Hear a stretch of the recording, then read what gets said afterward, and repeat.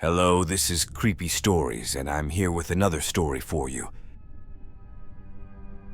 When I was a little kid, I was terrified of the dark. Around the age of 6, I couldn't sleep without asking my parents to check under my bed.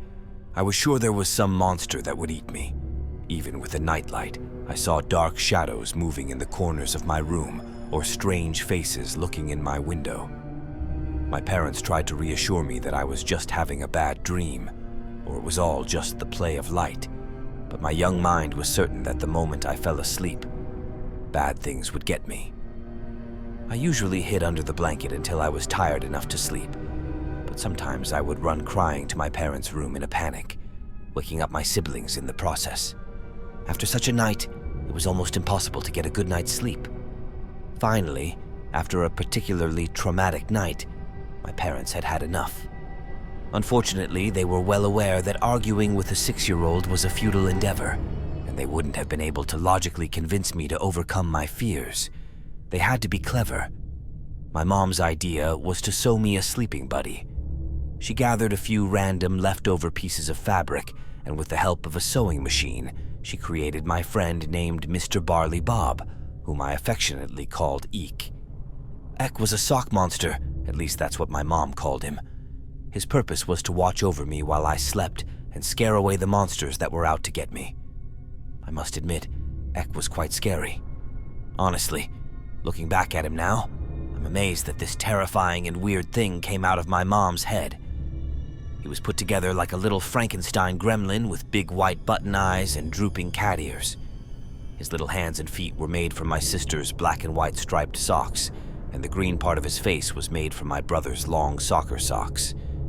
To be honest, I can best describe his head as onion-shaped, and his mouth was a piece of white fabric that my mom sewed onto his face in a zigzag pattern, giving him a wide smile with sharp teeth.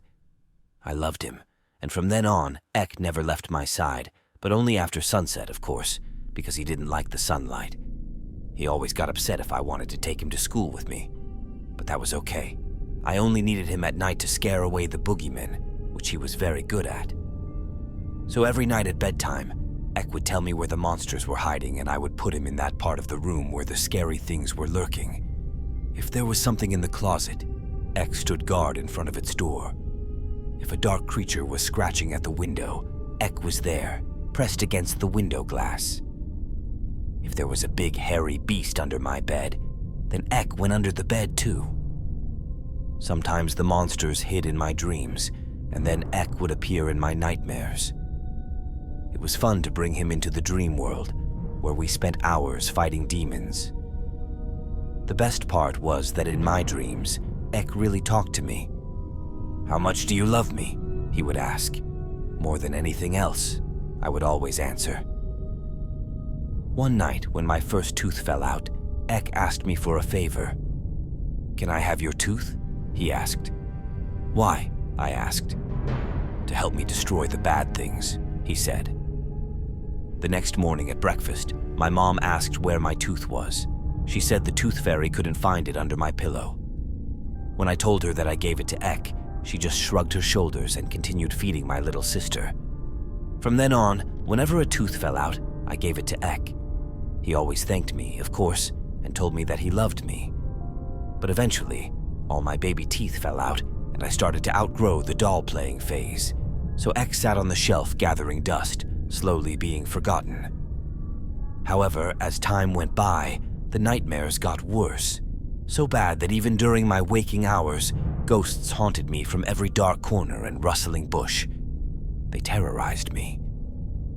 After a particularly bad night, when I thought rabid dogs were chasing me on my bike ride home, a strange phenomenon awaited me in my room. There on my bed, illuminated by the moonlight streaming in through the window, stood the little plush Eek on his feet.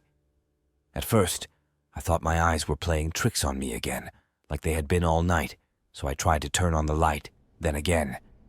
I tried again and again, but it remained dark. I started to get a little nervous. Slowly, I backed towards the door behind me, my arm uncomfortably reaching back towards the doorknob. All the while, I never took my eyes off Eek's figure. Just as I was about to open it, I heard the door slam shut behind me, plunging me into total darkness. I stood there frozen, in the midst of a deafening silence and darkness, holding my breath.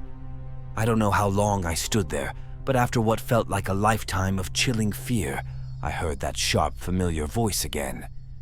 "You don't love me anymore, so why should I protect you?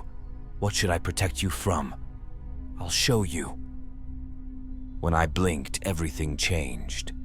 I was no longer in my room, but somewhere else. Not in hell, but it wouldn't have been far from it. It was some kind of forest, a horrific nightmare-like place where fetuses hung from the trees, and the ground was covered with carnivorous insects. A thick fog spread through the air, along with the smell of rotting flesh, while green lightning streaked across the sky. In the distance, I heard agonizing screams, but they didn't sound human. My head was throbbing as if it was about to explode from the pain. My tears flowed like a river. Then I heard his voice in my mind again. "This would be your reality without me. I'm the only one who can stop it." I heard heavy footsteps approaching me. He was already behind me. I could already feel his huge and angry breath on my back. "Bring me what I need, and I'll stop it," he said. I woke up before I could turn around. The next day, I raided my parents' closet, pulled out my brother's baby teeth, and gave everything to Ek. The nightmares almost immediately ceased to exist, so I was able to return to a more or less normal life. Occasionally, I would sneak into my sister's room and take her teeth that were meant for the tooth fairy, or I would get a neighbor's cat and pull out its teeth with pliers. Anything, just to get rid of the visions. From a shark tooth necklace to a decayed molar. Anything. I also noticed that Ek moved around my room when I was gone for a longer period of time. He tidied things up and hung up extra curtains. He seemed more alive in some way. In the right light, his teeth sparkled, and he was warm when I touched him. As scary as he was, I couldn't bring myself to destroy him because I knew where that would lead. So through high school and college, I collected teeth for Eek. The older I got, the more things I was afraid of, and the more teeth Ek needed to protect me. Now I'm 22 years old. I have a steady job, my own apartment, and a set of dentures. It's been almost a month since Ek's last feast, and the horrors are starting to creep back in. After work, I made a detour. Tonight, I found a man fumbling with his keys. His teeth were yellow from a lifetime of coffee and smoking, but even so, I had to use a hammer to pull out his molars. When I got home, he was already waiting for me up on the ceiling in the corner. 2 white eyes and a razor-sharp, toothy smile. "How much do you love me?" he asks. "More than anything," I answered as I took off my coat. "In the world, more than anything." Thank you for watching. Have a great life and watch your back.